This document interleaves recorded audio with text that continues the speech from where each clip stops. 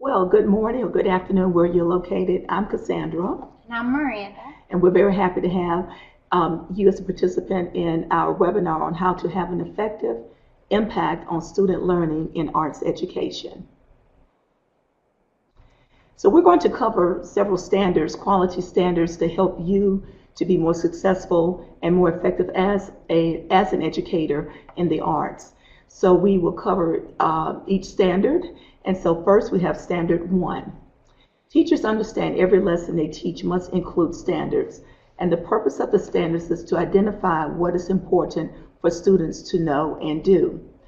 And I just want you to understand that you do not always have to, meet each standard that you have listed for the lesson in one class setting. Sometimes some lessons will have 2 standards, sometimes they could have 3 or 4. But if you have like 4 or 5 standards in a lesson, you might only be able to meet 1 standard at that first class meeting. And then you know that the lesson is going to continue. So you just don't feel like you have to meet the standards all at once. Just take it at a slower pace and making sure that your students understand the standards and also understand what you want them to do. Standard 1 is just a way to communicate to your students what exactly it is you are going to do. Maybe you're going to cover art history or do some kind of craft or project that is based on a certain skill or a technique. So standard 1 just means that you have identified what you want your kids to do for that lesson. And like Ms. Portee said, that could cover several days worth of work, and it doesn't all have to be squished in a little bit of time. Okay, then. All right, standard 2 is not content knowledge, and that means that you just know what you're talking about, that you have a good understanding of your art history or the techniques that you're about to teach your students how to do, and that would be different from music, but it's just that you understand the background information involved in your lesson, that you can communicate it to your students. Right, and as in music, in music we are reading notes, we are looking at different rhythm patterns. So first what you have to make sure is that you are very familiar with the notes, the value, the durational value of the notes, and then you can build from that in showing your students how to play rhythm patterns the correct way with their understanding of the notes and their values. So again, as Ms. Roop said, you making sure that you are very familiar with your content area and being able to take what you know and relay that to your students. So I think of standard 2 is sometimes I have to review some information. If I'm starting a new project on a different artist I haven't taught in a while, I might do his background information. It just means that you do some legwork to understand exactly what it is, the details of what you're going to teach. Right. And me as the music teacher, my students are listening to music by a composer, for example, Tchaikovsky. Then I don't want them just to hear the music.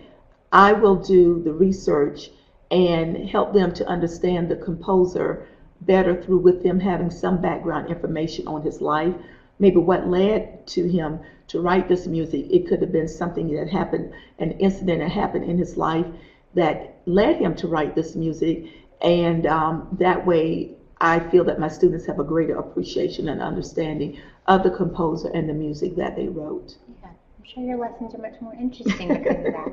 Sometimes my students have said to me, "Oh, Ms. Portee, you probably should be a history teacher." And I said, well, music and art, it's a lot of history in it. Yeah. So, again, I don't want them just to have an idea, just to hear the music. I want them to have an understanding with the composer and also the time period where they live.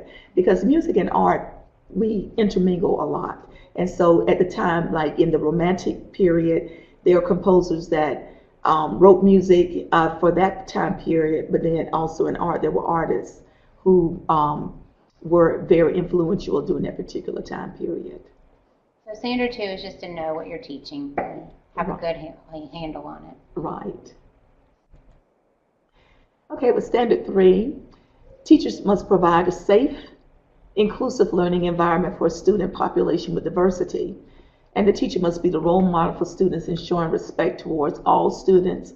And when inappropriate behavior is exhibited towards a student in the class, The teacher must immediately address the negative behavior. This action will show the students the teacher has a zero tolerance for disrespect.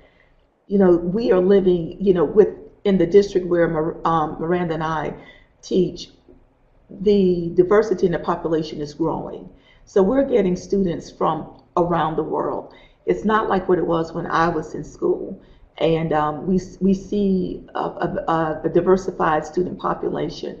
So we must always make sure that when the students enter our rooms, that they feel safe, they feel loved, and they feel that you have their best interest at heart.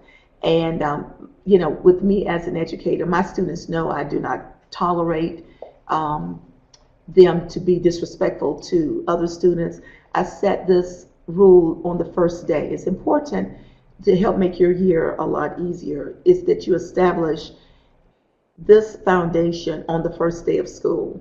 Because when you establish that foundation and you adhere to what you are expecting the students regarding their behavior, then they get the message. And it also allows them to be, respectful to their classmates who are different, who look different from them.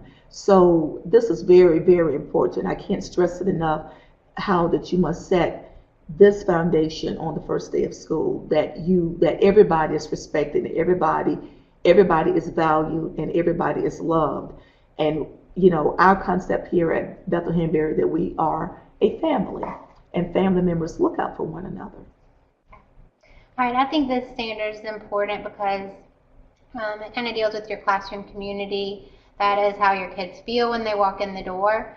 And I think especially for things like art and music, where you're asking kids to kind of step out of their comfort zone and do something that might make them a little nervous or something they haven't done before, it's important they do feel safe, that all kids are respectful to each other. And like Ms. Portee said, we have kids from all walks of life here, and you really cannot tell the haves from the have-nots. They all get along, they treat each other nicely, and that's because school-wide we set high expectations right off the bat. First day of school, everybody understands they have to get along and be respectful to each other. Right. And every morning we have a morning news show, which our fifth graders are the reporters and they work the cameras. But every morning they say our school-wide expectation, which is LEAD. The L stands for listening carefully.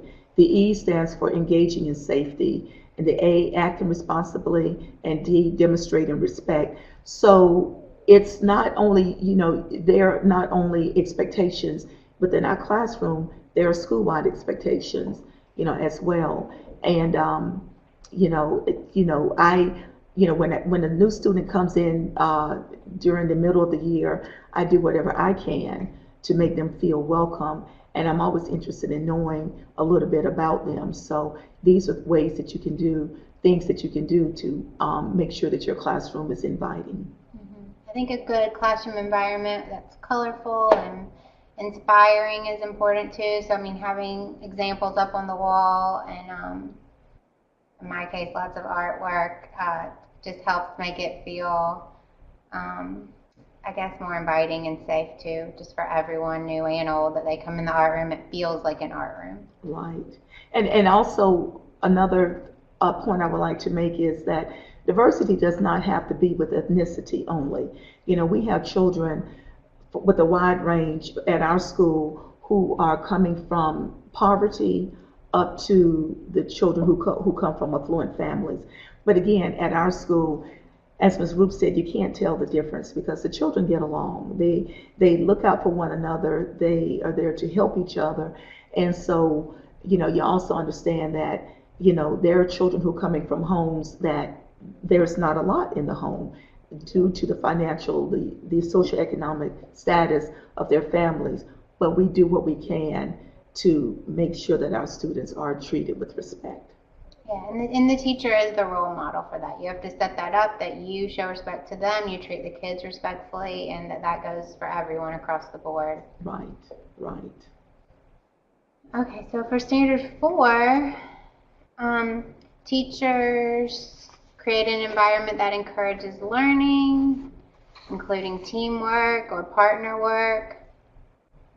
I think we mentioned lead before. That's important at our school. We want the kids to be leaders. We want them to feel some kind of responsibility for their own learning, that they take charge of that and maybe lead definitely for their own projects, but maybe in a small group as well.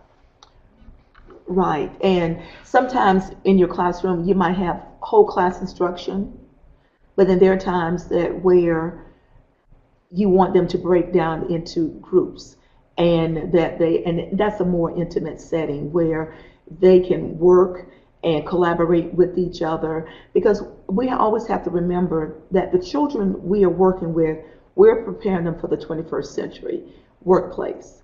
It's not just, having them to come in and, you do the whole class instruction. They have to learn to collaborate and work with each other in order to get the work done. So, and also you have to be aware of how your students learn.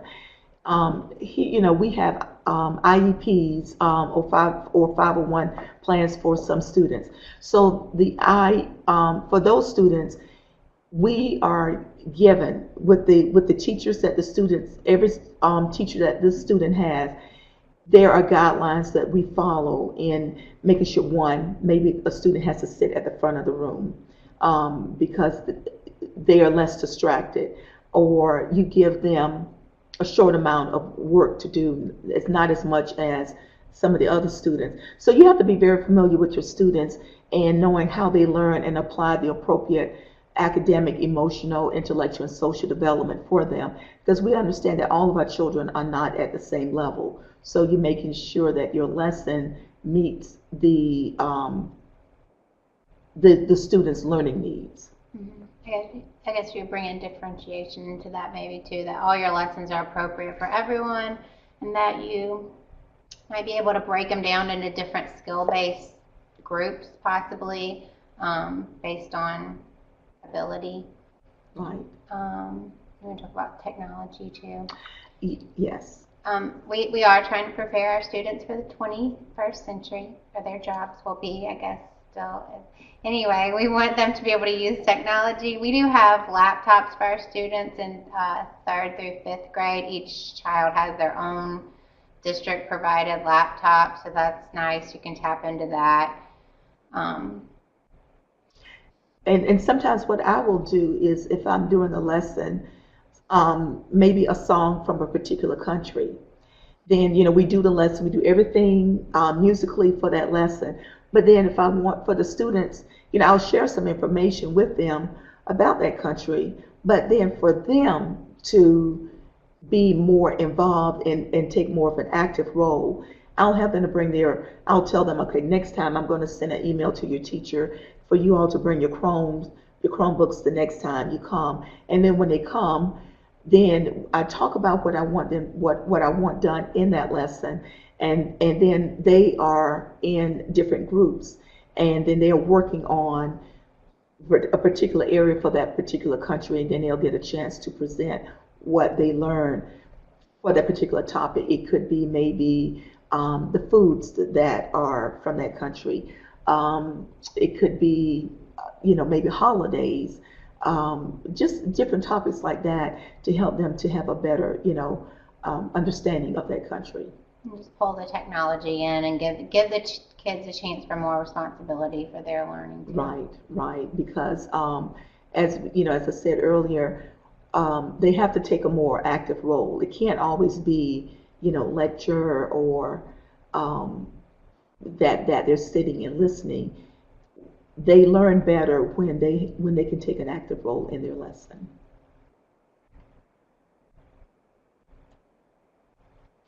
Okay, then we have standard 5, teachers are communicators. A very important rule is to develop a relationship with your students. Get to know what hobbies, interests your students have, and when your students know you genuinely care about them, it creates a happy, positive learning environment.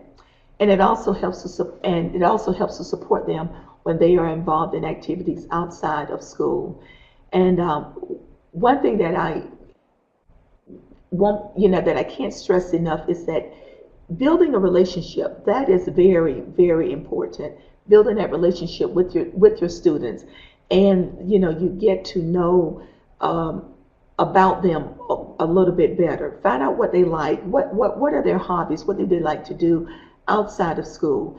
I have even attended recitals that my students have been involved in, games that sports that they have been involved in. And when they get so excited when they see their teachers there supporting them, and that means, a whole lot, to them, that, not only do you have an interest about them inside the school, but you have an interest outside the school as well. And sometimes that's hard to do. We have over 700 students here, but just knowing a little bit about each one is important. I mean, start with their name for sure, but knowing some things about their personal interests that's important, I think, for it to be known and feel like your teacher knows who you are. Right, right. Miss Portee knows many children's family members too, and has taught them as well. Right, yes. So, and that's what Roop said, yes. Some of the children I'm teaching, I taught their parents, either the mom, dad, or both mom and dad. And so it just makes me feel really good to know that I'm still connected to the family. Yes, I taught the parent, now I have that parent's, child or children. And yes, we have like one of the largest elementary schools in our district. So, like she said, it's kind of hard to try to keep up, but we do our best to keep up, with them, and take time to talk to them. Right. And they'll come up to me and say, "Oh, I have something I want to tell you, Miss Portee," and they'll share things with me. And sometimes it's happy news, and sometimes it's not happy. But they know that they can approach any of us Right. and talk to any of us about anything. And that might be any time of day. We have bus Yeah, duty too, yes, so that's a yes. good time to talk to kids. Right. When it's a little less structured, and you just can grab a minute just to say hey and give them a hug or something. Right. Yes. And yes, at the elementary level, I often tell my students, while you're here, I'm your mother, and we wear many hats. We are the mothers, we are the counselors, the psychologists, the nurse. We don't just wear the hat of the teacher. We wear many, many different hats, and being in communication with their parents as well, and the parents know that when they send their children here to school, they have nothing to worry about. That we're going to do our best to take care of them. So, yes, as I said, we have a family environment here, and we genuinely care. And when we have students leaving, they hate to leave. Yeah. Even though it's a huge school, it does have a community feeling. It's still a community school.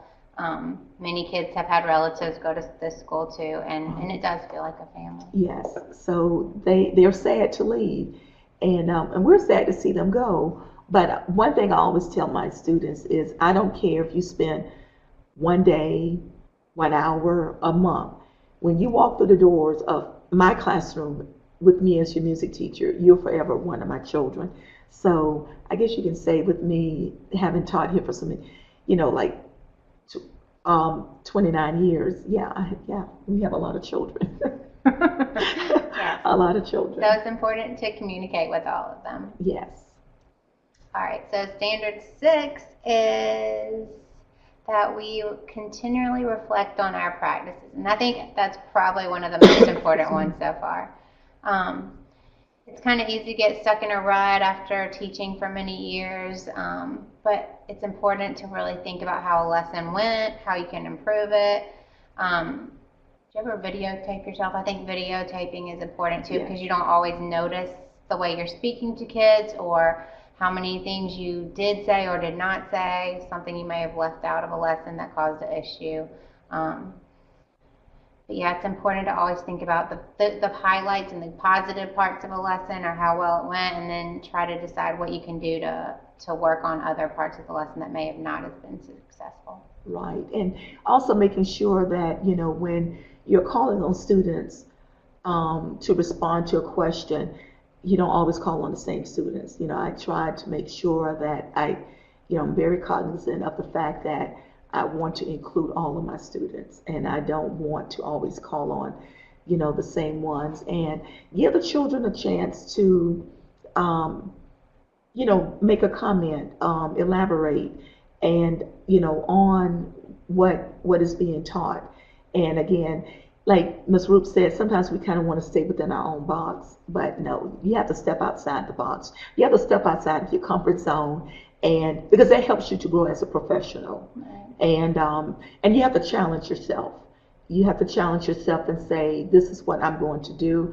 Yes, maybe doing something a little bit different may take a little bit more work, a little bit more effort, but in the end, you can be rewarded as well as your students to be rewarded in knowing that, hey, that was okay. That wasn't so bad after all.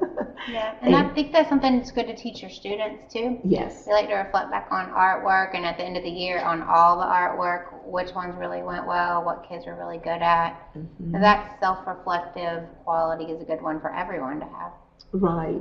And, collaboration is really good. You collaborate with your other colleagues. And, I learned from the classroom teachers. I learned from Ms. Roop. I learned from the PE teacher. I learned from the grade level teachers. So I'm constantly trying to stay upon how I can improve myself as an educator. I read professional journals, articles, I attend workshops. Those are things that you can do to help you to become a better educator and to be more effective, and increasing your knowledge, within your field. So, and at the beginning of the year, the elementary music teachers, we meet, like the Ms. Roop meets with the elementary art teachers, and there are things that we try to do together, like, you all do an art show where the students' artwork is put on display, and I always love going to look not only at the students' artwork from Bethel-Hanberry, but the artwork from the students at the other elementary schools. Right. That's nice that we have the district meetings with other art teachers and music teachers, just because we are the only ones at the school. So sometimes you can feel a little isolated, but it's important to reach out to other people, even other classroom teachers, but other teachers in the arts. We have a drama teacher as well, and we do try to collaborate a little bit, and having that support is very important for teachers. Right. To help reflect on yourselves, and also just to see what other teachers are teaching, and maybe learn about a kid from a different perspective. Mm-hmm. Right. And with our team, we're working on our upcoming Arts Day. Mm-hmm. So we collaborate and we brainstorm as to what groups or artists and that we can bring into the school, that can help enhance the students' love for the arts more. And that's a great day too, that everybody pitches in and works together on. We kind of refine it, make it better every year. It's exciting for the kids. This year we have an arts evening happening with it. That's going to have a huge art show and more music performances. So we're really excited about giving the kids that extra opportunity to show off their art skills and their singing ability. Right. And one thing I can say about our team, we're a very cohesive team. We work very well together. So when I'm planning like our winter concert, and that is a really big event where, I have the kindergarten, first and second graders, they're singing songs, and I have my steel drum ensemble and my chorus. So when I need the extra rehearsals, like I meet with my students one day a week after school, the steel drums on Tuesday, choruses on Wednesday afternoons after school.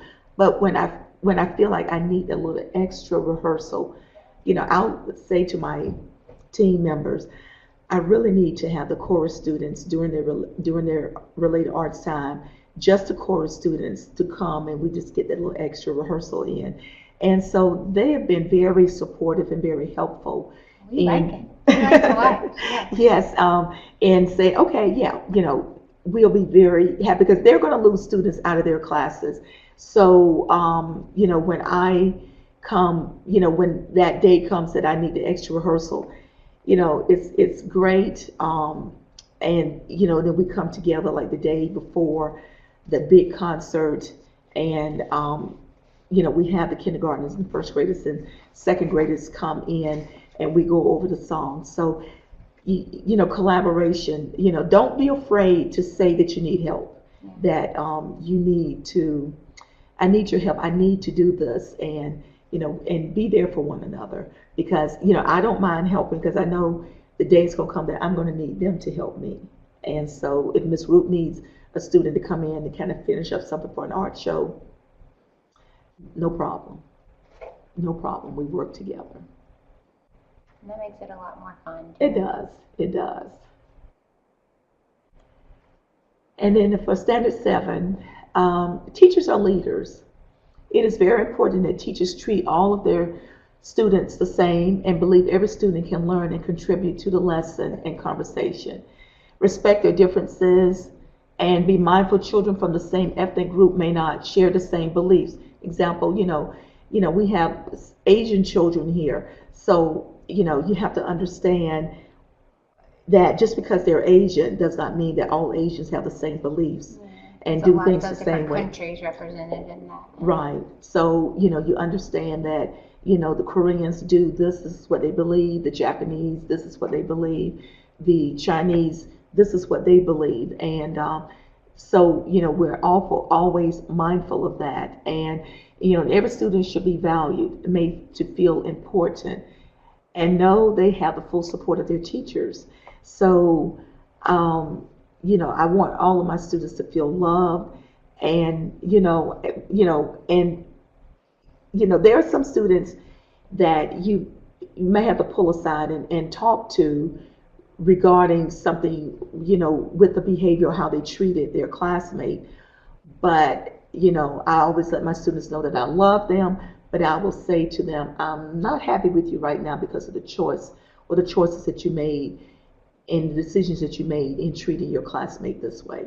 Yeah, you do have to lead the class. You have to set the example, and at the same time show that you care about them, but that you have a high expectation for their behavior. Right. And our administration is very supportive. So, if we need any help, or we're dealing with some challenges, sometimes I will go to the classroom teacher and say, okay, I'm having this type of issue or problems with this student, and I want to know, sometimes is it just me or is the classroom teacher dealing with it?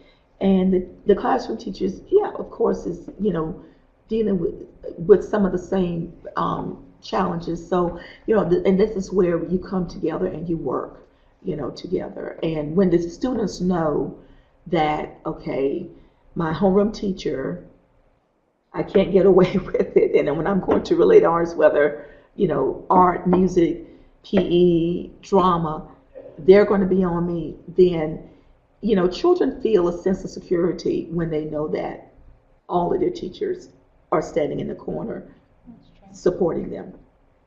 They might not show it. They want to try to act cool and like have a don't care attitude, but underneath that tough exterior, there's a soft spot there. So just making them feel loved and valued is very important. Okay. And I'm always interested also with our children coming from different backgrounds and different cultures, and knowing, I'll answer, well, how do you say this in your language? Or, how do you say that? And their classmates love learning about, about their culture. So it's all good, all really good.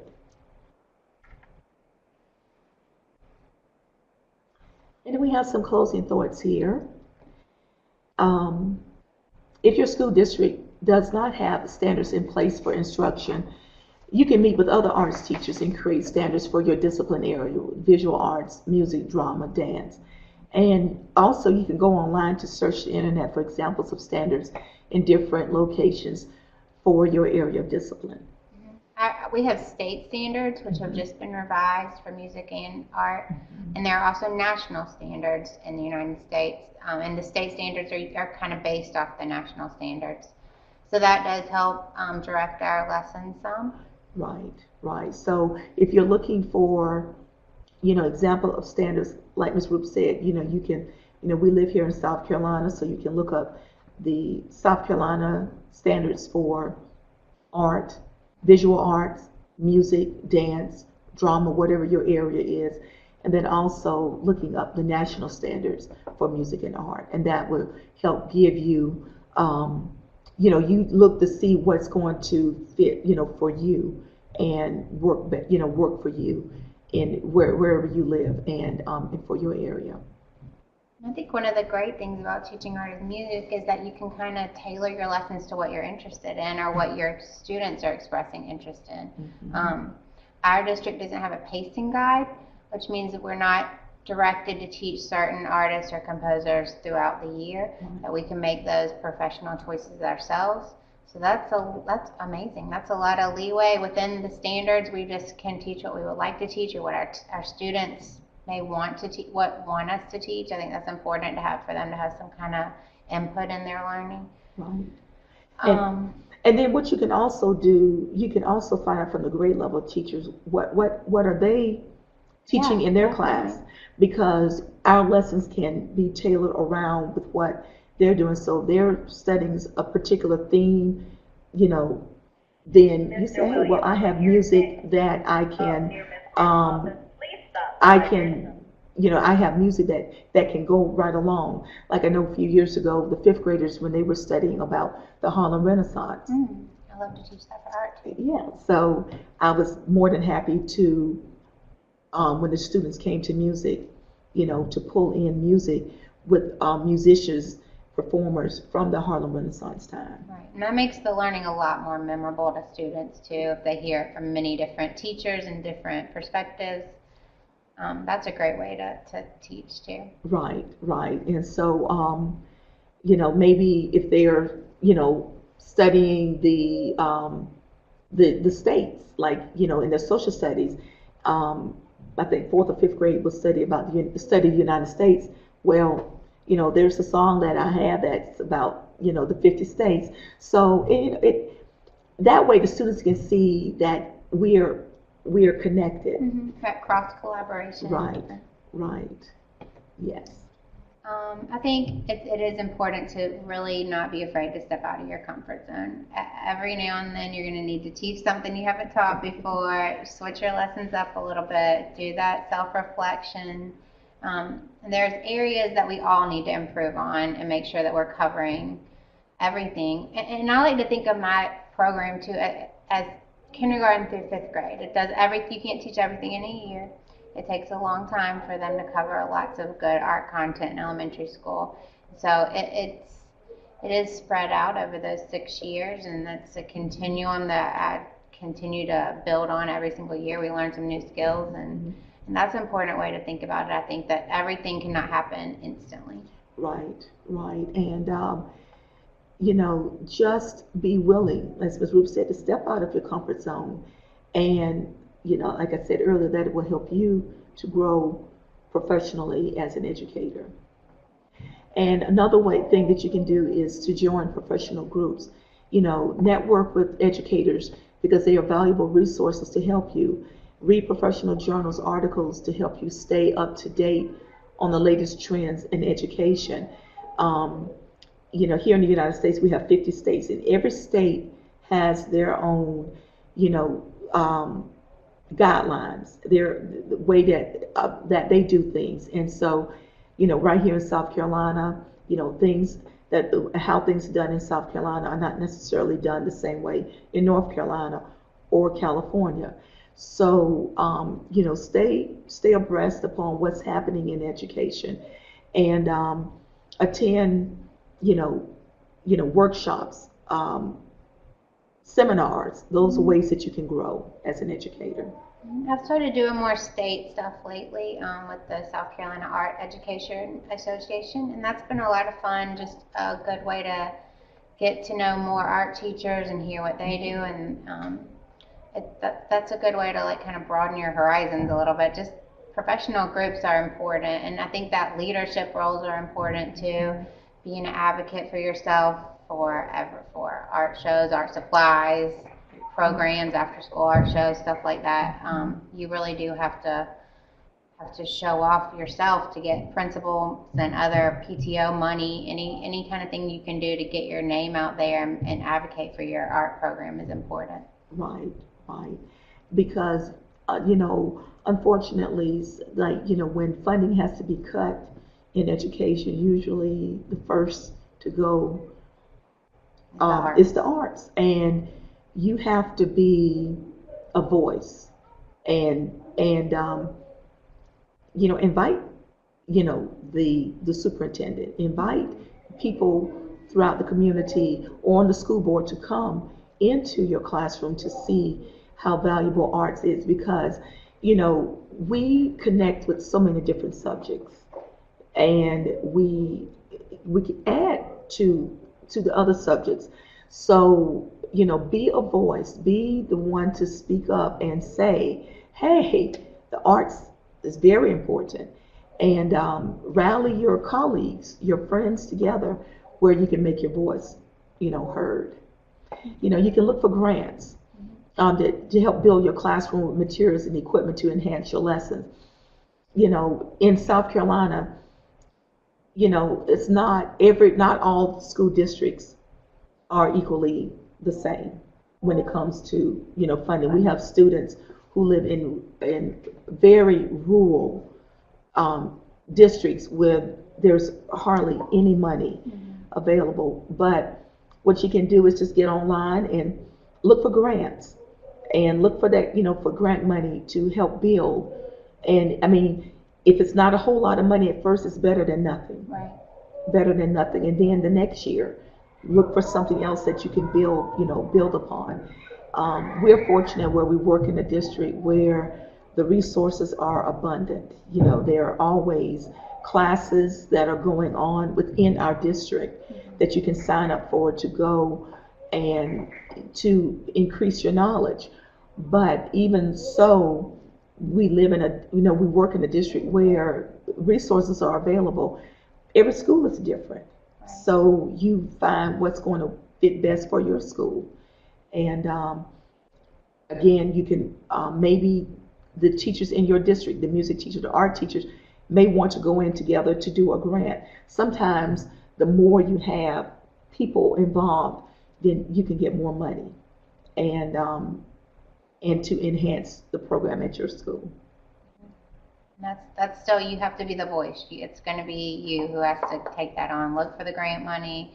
Make sure you really promote your program once you do get money and show what you did with that money so that you can get it again next year. Right. I think it's important to really show off what you taught and what the kids can do. Right. And, you know, when your students see that you have a love for teaching them, your classroom will be a place where they will feel secure and have the desire to do their best. And they will be excited about coming to school and excited about learning. And again, you know, we're preparing them for the future. And they will reflect back upon what they learned. And the skills that they will be, the skills that they will need for the job, those skills are taught back, starting at the elementary level and going through their formative years. And I do think the arts is the area kids can really be excited about coming to school for. But I doubt there's a few kids excited about coming to school for math, but yeah, they're definitely excited about coming to school to sing and put on a big music performance. And that's one of the great things about teaching art and music too. The kids are excited about it and they enjoy it. Oh yes, and to see their artwork on display and to be able to showcase their talent in a performance, you know, that, hey, if the children are excited, then we've done our job. Yeah. We have done our job. Okay, so we were very happy to share our knowledge with you, and we hope that what we presented to you here in this webinar has been very helpful and useful to you. So again, we thank you for joining us for our webinar. Thank you. Thank you. Thank you, Cassandra and Miranda, for this excellent, interesting, and insightful webinar on arts education and how to improve the teaching of our teachers in the Americas. So while we wait for our participants to place questions in the chat, I'd like to start with a question. And from your perspective, and of course from your experience, how parents, principals, directors, and other key actors in the education community can help teachers with their practice and also help teachers meet those standards that you were just talking about in this seminar? I think it's important to work with parents closely just for that support. You can't put on a performance or put on a big art show without parent participation. Mm-hmm. So I guess as far as reaching the standards, what do you think about principals? You can go to your principal and just tell your principal what you need. If there's money available, we have a very supportive, our principal is very supportive, and whatever we need, we go to her to let her know what it is that we need and if it's feasible for us to get it. Now, it may not be able to fund the full thing, but maybe part of it. And I think it's the school has to be invited, and our school is inviting for parents to come and see what's going on. We have a very strong PTO here, a school improvement council, and an Ed Foundation group here. And so we always have parents in and out of the school where we work. But I feel that, through the newsletters that go home to the children every week, the teachers have to say that, come visit, come be a part, volunteer. I think a way is volunteering. If you can get the parents to come in to volunteer, whether it's to read a story or is to help a teacher with something, maybe putting up a bulletin board or, coming to have lunch with their child. Those are different ways that, you can bring the families in. And you need that parent participation. You do. Though. Because I'm not able to do what I'm able to do with the performances that I put on without the parent support. And I think it's important for when you send letters out to the parents saying what, upcoming events, I always put in the letter, thank you so much for your support. And I make it known to my parents that I can't do what I'm able to do without your support. Mm-hmm. And our principal is also supportive with behavior issues. If there's a child that does need some extra support to improve their behavior, our administration's usually very supportive of that, and that doesn't cost any money. So, right. Having their support just to know that they are with you for whatever it is you need is really key, I think, for any teacher. Right. And we have parents who will go on field study trips, with the students. So that way they can also see what's going on in the classroom. Thank you, Miranda and Cassandra, for your answer. While we wait for the participants to place more questions and comments on the chat, I would like to thank everybody for the participation in this webinar. And also I'd like to tell you that all the materials that were used for the preparation and execution of this seminar are going to be uploaded to our virtual community of practice in English at the link that you see on the screen in the group Arts Education. We will make available the recording of this webinar on our YouTube channel in the upcoming days. And you can also follow us on Facebook and Twitter on the accounts that you see on the screens too. I see that Ali is writing on the chat. Let's wait for her question or comment. Okay.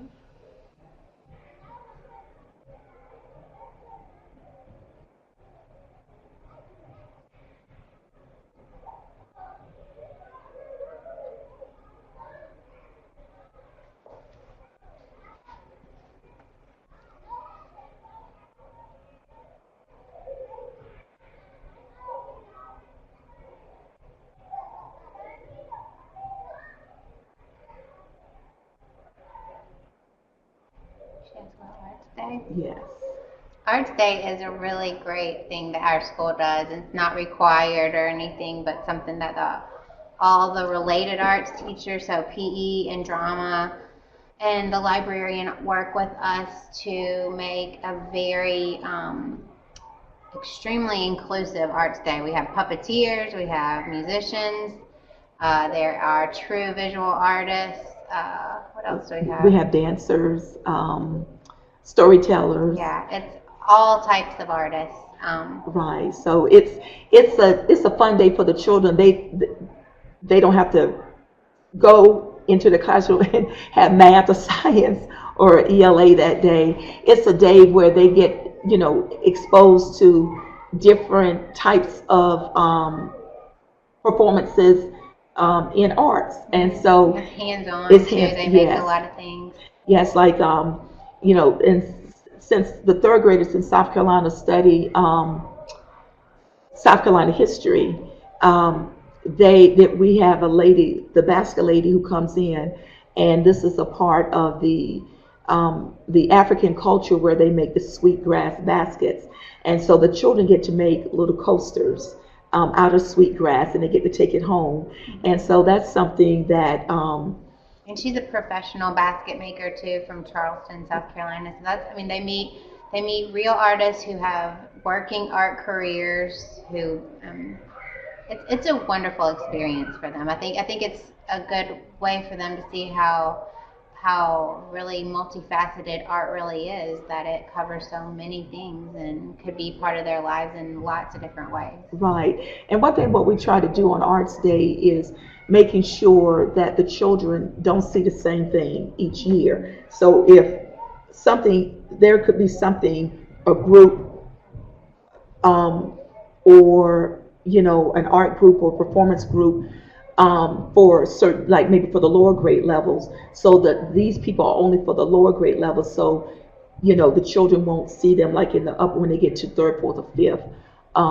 We want to keep it very interesting for them by having a variety. We've had the Fort Jackson 282nd band to come out, to perform. We've had the steel drum ensemble from one of the local high schools, to come and perform. So it's just a fun day. It's really fun. The kids really love is. it. They do. It's a good day, and I think it is a good way for them to think about art as you're not just a painter. That's not the only type of artist there are. There are lots of different kinds of art, like the basket weaver, and the puppet guys are awesome. So they have a fun time on that day. We had an artist to come last year. She makes art out of junk. Mm-hmm. And so who was that? Kirkland Smith. She does mosaic art out of found objects. I think she would say, not junk. Well, not junk. Yeah, but she did a portrait of, I can't remember who the person was, but when you stand off a distance, you can't tell. I mean, you can see the actual face of the person, the features and everything, but when you walk up close to it, then you see all the different things that she used. I see somebody saying they have an arts week. Oh yeah, that would be cool. And like we are expanding to arts evening the night before Arts Day, so that's a lot more parent involvement that night. We're hoping that people are off work and can come see the art show and the music performances, and we might have some drama that night too. Yes. So we're hoping to expand as well. Right. Oh, that's great, having an arts week. And I think you said you're from Argentina. Maybe that's something we can. Okay. Oh yeah. Okay. Great. That's something for us to think about. Yeah. Yes. Oh, Buenos Aires. Okay. Good. Maybe a bigger city than we have, but yeah, that's amazing. Yes. Very amazing. Great. Thank you, Cassandra and Miranda, for your answer to these questions. I see that we're about to reach our time for this presentation. We still have like a couple of minutes left. I see that Alejandra is typing down. If we don't have further comments or questions, I would like to thanks once again to both of you for participating and accepting this invitation to be part of our ITEN webinar series for teachers in the Americas. And of course, I'd like to thank the participation of our teachers, because without you, these webinars are not possible. Well, thank Thank you you. for having us. Yes, we enjoyed it. We enjoyed it, and we just hope that with our presentation, that the information can be very useful to the teachers. Thank you, Cassandra. So I think we can wrap up here and finish this session. And thank you so much for your participation. And I'll see you on the next ITEN webinar for teachers. Have a good afternoon. Thank you, and the same Thank to you. you.